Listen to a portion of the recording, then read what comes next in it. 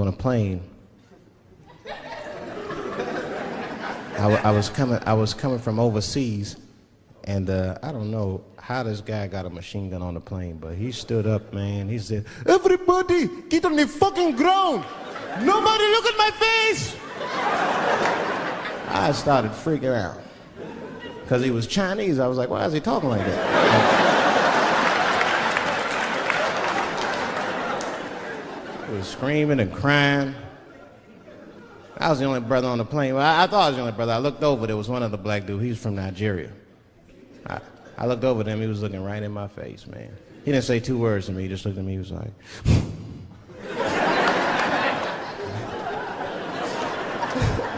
He didn't need to talk, I knew just what he was talking about. I looked right back at him, I was like...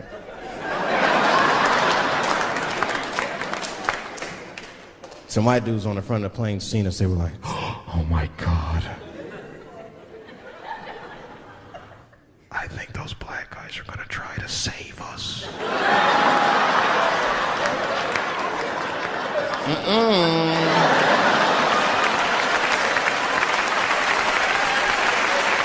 We were just communicating that we understood the situation. We were both seeing the same thing. What we understood was simple. Terrorists don't take black hostages. That's the truth. I have yet to see one of us on the news reading a hostage letter and shit. They is treating us good. We all chilling and shit. I'd like to give a shout out to Ray Ray and Big Steve and send some Newport.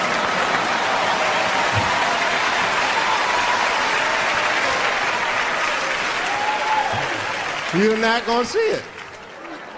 Terrorists are smart. They know what they're doing there, you know. They terrorists. They know what black people's bad bargaining chips.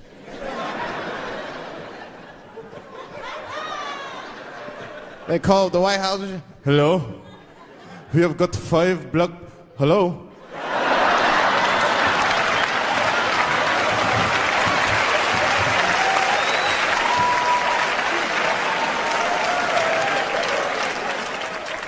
Really some scary shit. I gotta tell you, Harvey Weinstein is probably the first person that I ever looked at a photograph of and was like, yeah, he rapes. I'm not sure this motherfucker has a choice.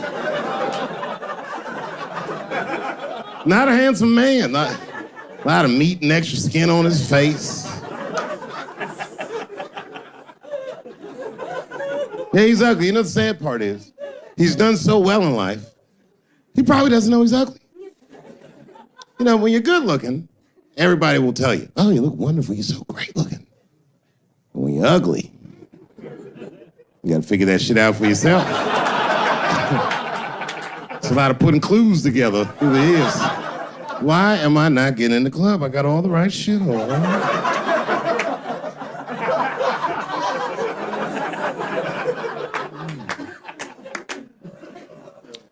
If it was Brad Pitt doing that shit, he wouldn't have heard a peep. The girl would just come back down like, "I got the part."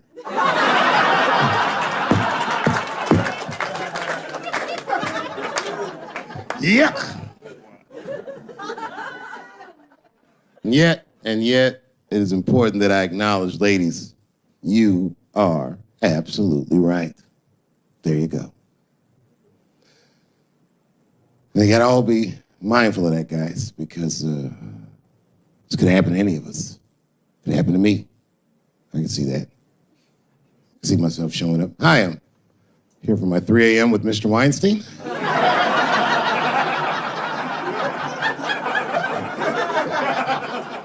Hey, Harvey, I got your text. I'm here to talk about the script.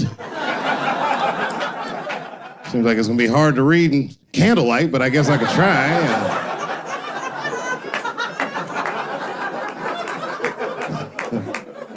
Sound like a fucking nightmare. Could you imagine that shit? Could you imagine if you was in a business meeting and a motherfucker pulled their dick out? In the middle of the meeting, I'd be like, yo, my man, this is the most unprofessional shit I've ever seen in all my days. let me finish, Dave Chappelle. I'll put you in all 3 Lord of the Rings.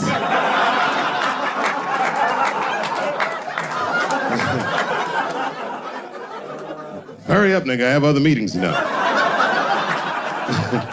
I have a 4:30 a.m. at Brett Ratner's house. And, I believe it's wardrobe fitting.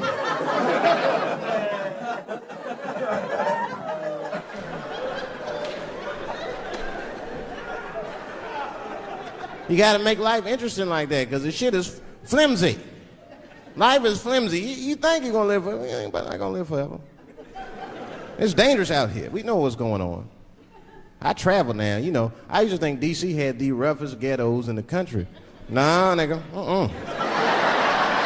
I have seen some shit now. Oh, there's some rough areas outside of DC. Yeah, everybody should go to the ghetto. I was taken to the ghetto one time. That's the worst. When you get taken and you're not expecting to go. You know, usually you want to know when you're going to the ghetto, like, I'm going to see some wild shit. I got to prepare myself. I'm going to see something crazy. When you're taken, it's different. I had a limousine driver. It was after a show. It was late at night. It was like 3 in the morning. I had a limousine driver. He was a nice guy, talking to me and shit. Oh, hey, where you from, dog? DC? Word? That's a rough city, man. And his cell phone started ringing. Hold on 1 second. Hello? Oh, what's up, nigga? What? What the fuck? Slow down. What? What the fuck? No! No! No! Fuck that, nigga. Fuck it. I'm on my way. Woo.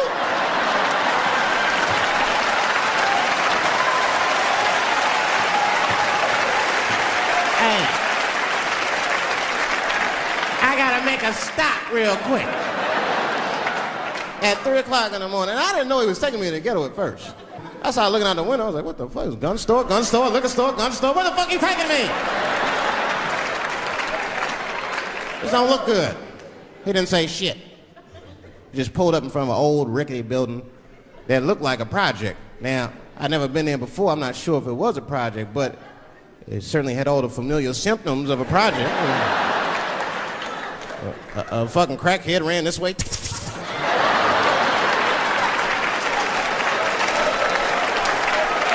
And then another one jumped out of a tree and shit. And I said, I'll be right back. And left me. Took the keys with him and just left me.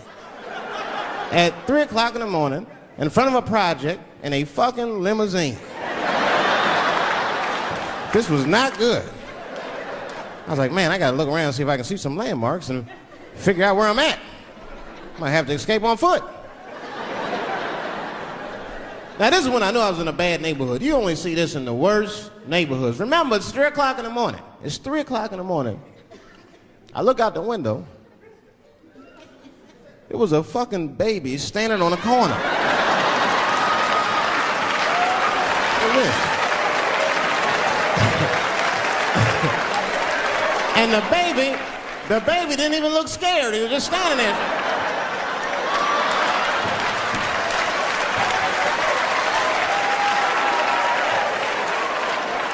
I mean, it made me sad. It made me sad, really. You know what I mean? Because I wanted to help the baby. I was like, I don't trust you either. I'm sorry. Click. Click. The old baby on the corner trick, eh? I'm not gonna fall for that shit. Where's this limousine driver? You know, I start feeling bad. As time goes by, I start feeling worse. Like, man, what is wrong with me? What the hell's wrong? I'm scared of a baby. And this baby could be in trouble. He might need my help. I gotta do something. But I wasn't gonna get out the car. I'm serious, man. I just cracked the window a little bit. There's an old limousine. I could roll it down.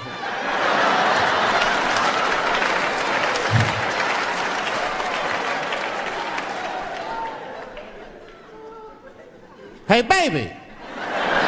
Baby, go home, man. It's 3 o'clock in the morning. What the fuck are you doing up?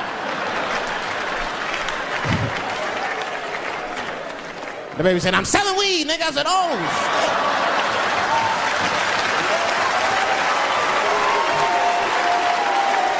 I wasn't expecting that. I'm serious, I had to buy 2 bags from him to calm my nerves. Let me get 220. Got back in the car and rolled me a joint, man. That shit was scary, man. Every once in a while, like a crackhead would come up to the car and look in the window. It was like Jurassic Park and shit. He'd be looking on the car. Hey, get out of here, cracky. That baby was still standing there, man. Then I started feeling bad again. Yeah, weed make you feel guilty sometimes. You know. Man, what is wrong with me, man? I have just bought weed from an infant. I can't condone this kind of behavior. What am I thinking? I can't let the fear ruin my morals. Gotta do something.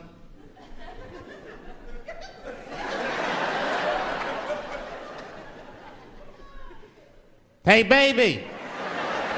Stop selling weed, all right? You got your whole life ahead of you. He said, fuck you, nigga, I got kids to feed. I said, God damn.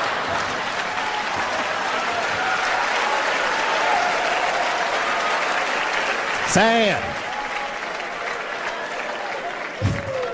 And just at that very moment, one of the crackheads was running across the street and got hit by a car. I know it was a hit and run. The police did it. That's all right, they sprinkled some crack on him and got back up. I almost protested the war in the beginning. Almost. Until I saw what happened to them Dixy chicks. I said, fuck that.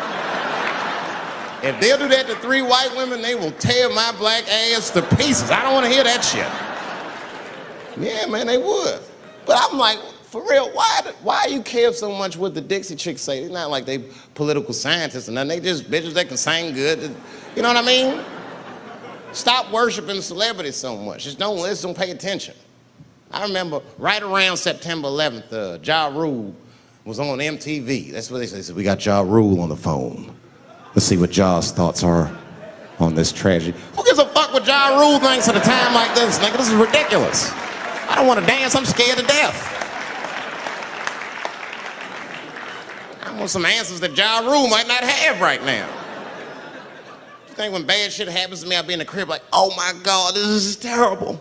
Could somebody please find Ja Rule, get hold of this motherfucker so I can make sense of all this. Where is Ja?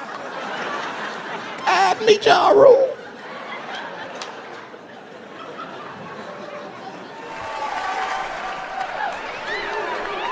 Yeah, I be seeing that kind of shit, man. It's what it is. They use the TV to program us from a young age. You ever watch like a cartoon that you used to watch when you were little as an adult? That shit is wild shit. Some wild shit. I mean, like I was with my nephew. We sitting there, we watching Pepe Le Pew, and I say to my nephew, I say, now pay attention to this guy because he's funny. I used to watch him when I was little. And then we watched the Pepe Le Pew, and I'm old now. I'm looking like, good God, what kind of fucking rapist is this guy? Like, take it easy, Pepe.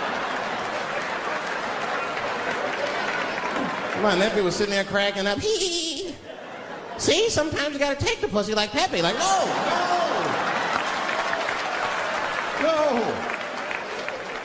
I had to turn the channel real quick.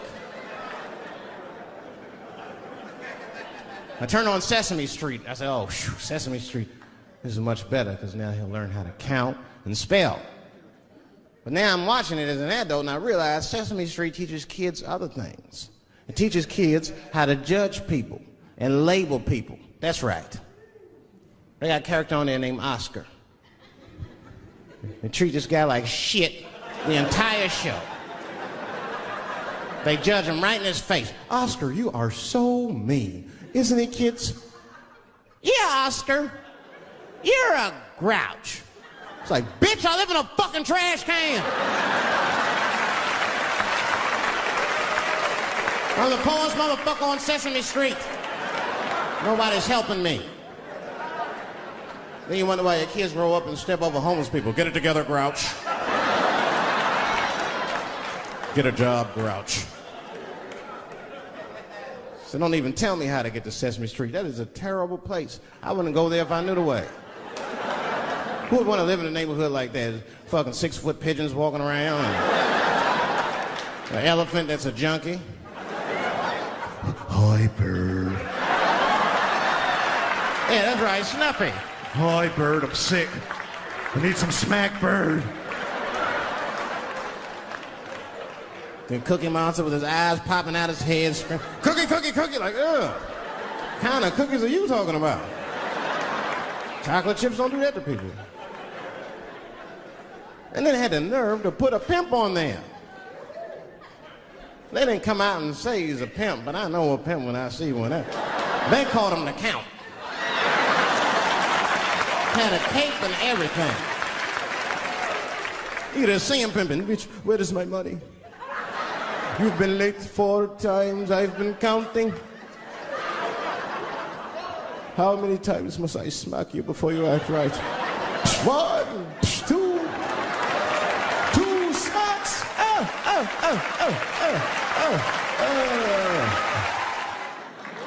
That's what I'm waiting for, because the timing of this Michael Jackson shit is what makes me doubt it. Every time there's wars going out of control, or the economy gets bad, or something is wrong with the world at large, it's always these moments in history that Michael Jackson will coincidentally jerk off a kid. This is getting a little ridiculous. Like, are you planning this shit? Do you have meetings? Michael, thank you for coming. As you know, Michael, the war has not been going as well as we expected. There's been a lot of hiccups, and the public is asking us a lot of questions, of course. And, well, Michael, there's no nice way to say this, and all I know how to do is be direct, so let me just be direct. We're gonna need you to jerk off another child, Mike. I'm sorry. I am sorry. But it would really help out. Or maybe he did it. Who knows? Who knows? That's the thing. That's what I wanted to say. Who knows? Who the fuck knows? Mike, God, and this little boy know. That's about it. That's about it. The only reason that I can even talk about this shit is because everybody is speculating. They all think he did it. And I don't think he did it. I'm alone in this. I don't think he did it. I'm not gonna say I don't think he did it. That's too strong.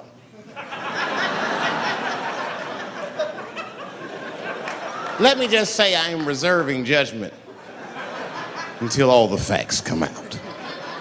But so far from what I heard, I mean, the kid said he was dying of cancer. He was in Make-A-Wish Foundation. He claims he had 2 weeks to live, and it was his dying wish to meet Michael Jackson. Come on, man, give me a fucking break. This kid is 10 years old. He don't remember Thriller. The fuck you want to meet Michael Jackson for, honestly? I remember Thriller, and I just, like, kind of want to meet this nigga. Like, I wouldn't break an appointment to meet him. I'll put it that way. I'd have to already be free. That's ridiculous. It's like if I'm dying in 2 weeks and go, oh, mama, get me in a room with Chubby Chuckle. I wouldn't want to meet that motherfucker. My last 2 weeks. Why not Usher or somebody like this? So then the kid claims he goes to Michael's house. This is where it all gets crazy. He does everything you'd expect at Michael's house. They climbed trees and rode roller coasters and Ferris wheels. The chef made cookies, pies, and cakes. They was petting a monkey and the giraffe, sang songs, kid shit. And in the middle of all this childlike activity, for some reason, Mike pulled out some wine and some pills and sucked his kid's dick. Folks, it hurts me to say it. And the kid had the nerve to call that abuse. Motherfucker, that is a good host. God damn, what else do you want? What else do you want? I'm lucky to get a glass of grape drink at my friend's house. Let alone a roller coaster ride and my dick sucked. Mike must be confused, like I brought you in my house, I fed you, I sucked your dick, and this is how you repay me, motherfuckers? This was your wish, not mine. Thought you were dying in 2 weeks. What happened to that motherfucker? I've been in court for 1.5 years. You get stronger every time I see you.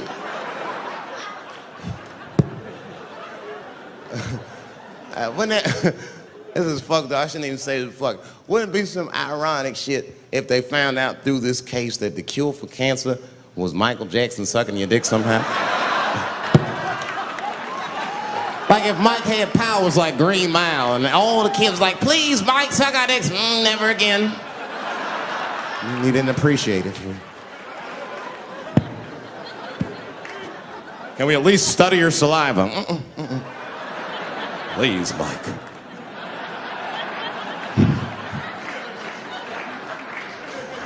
Oh my God.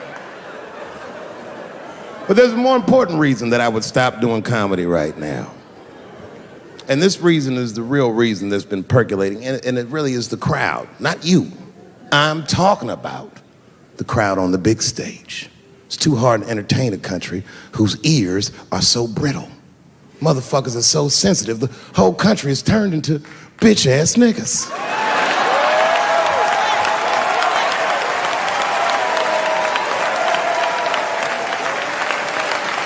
Everything you say upsets somebody.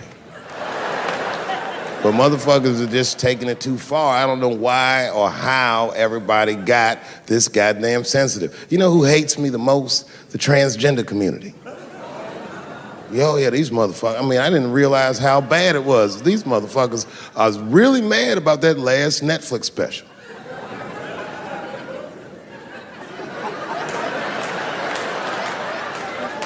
It's tough, man. I don't know what to do about it because I like them. I always have. Never had a problem with them. You know, just fucking around. As a matter of fact, I think I make fun of everybody, and I mean, as a group of people, they have to admit, it's kind of fucking hilarious, man. I'm sorry, bro. It's like, I've never seen somebody in such a hilarious predicament not have a sense of humor about it. They're born feeling like there's something other than they're born as, and that's kind of funny, you know? I mean, it's funny if it's not happening to you. I believe transgenders. I don't understand them either, but I know they mean what they say.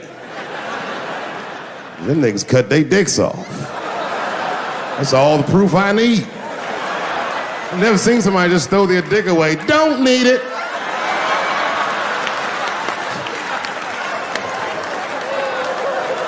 I don't understand, but I believe you and I support your decision, motherfucker. I was doing a show. I was in Portland, Oregon. And I was checked in a hotel under the name Charles Edward Cheese.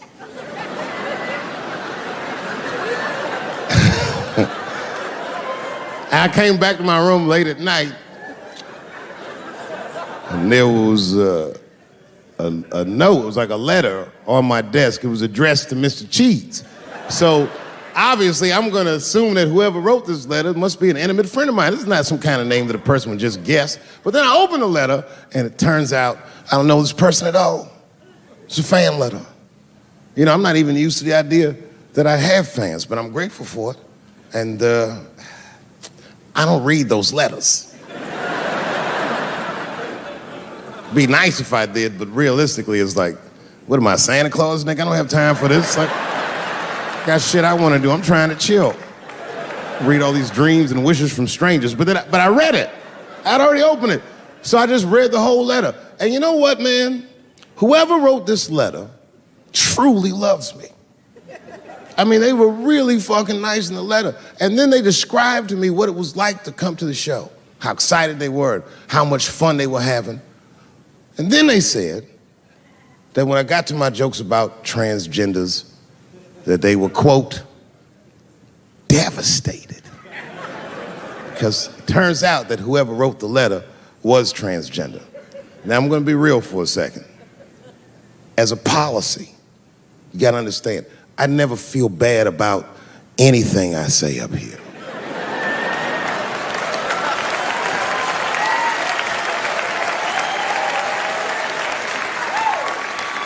And I would never admit this to you if I hadn't locked your phones up. But it was the weirdest thing. Like, when I read this letter, the shit made me feel bad. I didn't feel bad about what I said, you understand? I felt bad that I made somebody else feel bad. To be honest, I don't even know what I said that upset that person. I have so many transgender jokes.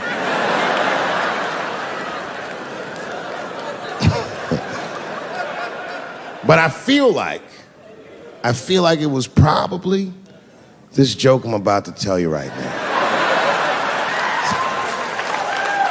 And it's not even that bad of a joke. It's a true joke. I mean, it's not true, but I had read in the paper that Caitlyn Jenner was contemplating posing nude in an upcoming issue of Sports Illustrated. And I know it's not politically correct to say these things, so I just figured, fuck it, I'll say it for everybody else. Yuck.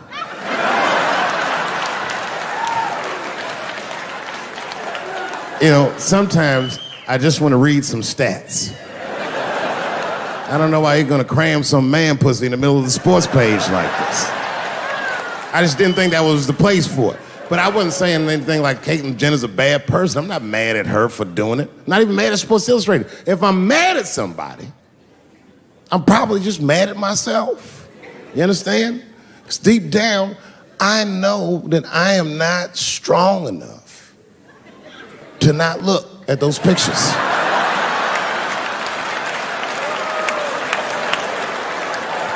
And I don't think I'm ready to see what she's trying to show me. So Caitlyn, goddamn it, if you go through with this thing, bitch, you better go hard or go home. I want you to go all the way. Hustler style. Do you know what hustler style means, miss? That means spread the lips.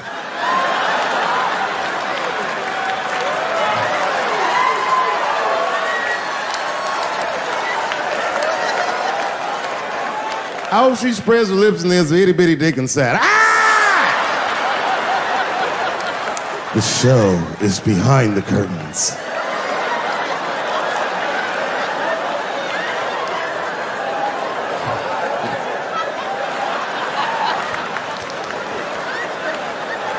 I don't know what I said that upset that person.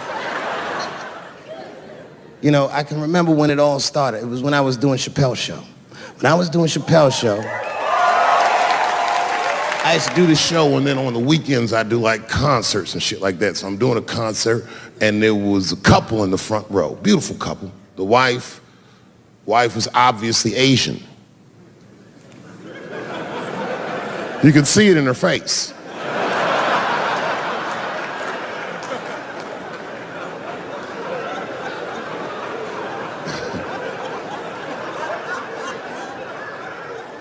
The husband, this motherfucker was mysterious, to say the least. Couldn't quite pinpoint where he was from. Caramel-colored fella, very nice hair, but he could have been from anywhere. Bangladesh, Mexico. I can't guess with a nigga like this. All I knew for sure about this guy is that his wife was a bitch. I could see that in her face, too. No, he was laughing and having a good time, and she was scowling at me at a goddamn comedy show. I couldn't figure it out. And then I realized at some point that she was pregnant, and I was smoking on stage. I said, oh my God, that's probably why she's mad. So I started to put my cigarette out, but then she hit me with one of them fake non-smoker calls. So I just kept smoking. I thought to myself, bitch, that baby will be fine, relax. And I tried to break the tension. I just asked her. That's all I said. I go, hey, where are you guys from anyway?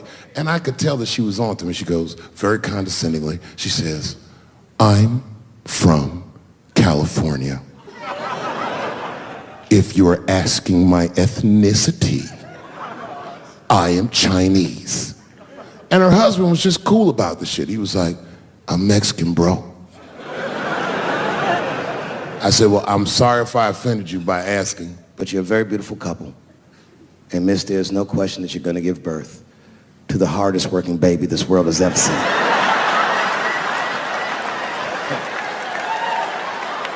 That's not a bad joke. She got very upset. She got up to leave immediately, but she didn't just leave. She had to take one last dig at me on the way out. I will never buy one of your fucking DVDs again, Dave Chappelle. I said, ma'am, with all due respect, Chinese people don't buy DVDs.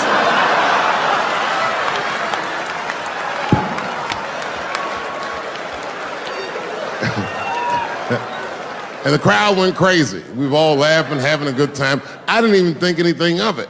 And then Just 3 days later, this lady sends a fucking letter to my promoter telling him not to book me for shows anymore because I was, quote, racist, and I'm quoting her, insensitive to the nature of my interracial marriage. I was like, word, bitch, I was. If she had just done a little bit of research, she would know that I myself am in an interracial marriage. That's right. In fact, my wife is Asian too. Surprise, bitch, I'll see you on Thanksgiving.